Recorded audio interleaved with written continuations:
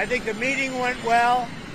We'll see what happens over the next few days. We'll probably learn a lot.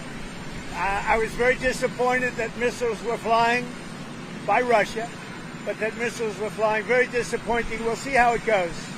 On the Iran situation, I think we're doing very well. I think a deal's going to be made there.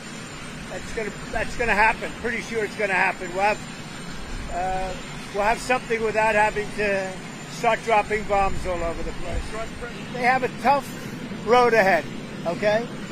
And we had a good meeting. It was a nice meeting. It was a beautiful meeting. I'll tell you, it's the nicest office I've ever seen. It was a beautiful scene.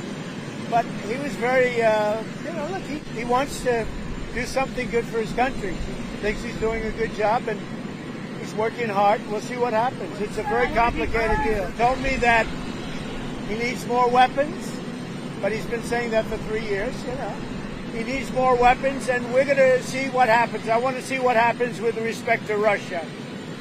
Because Russia had been surprised and disappointed, very disappointed that they did the bombing of those places after discussions.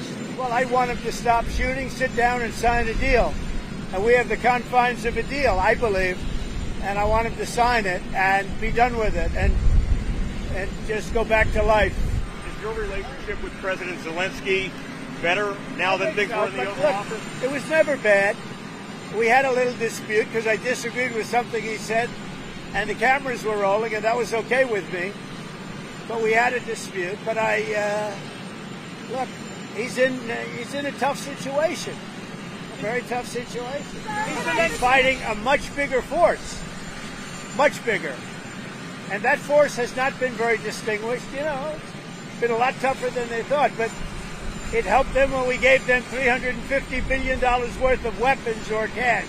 Is Zelensky ready to give up Crimea, do you think, Mr. President? Oh, I think so, yeah. Look, Crimea was 12 years ago. That was President Obama. They gave it up without a shot being fired. So don't talk to me about Crimea. Talk to Obama and Biden about Crimea. I was just wondering what Zelensky thought. And remember, this is Biden's war. This isn't Trump's war. I came in to try and solve a problem. And the problem is so many people are being killed.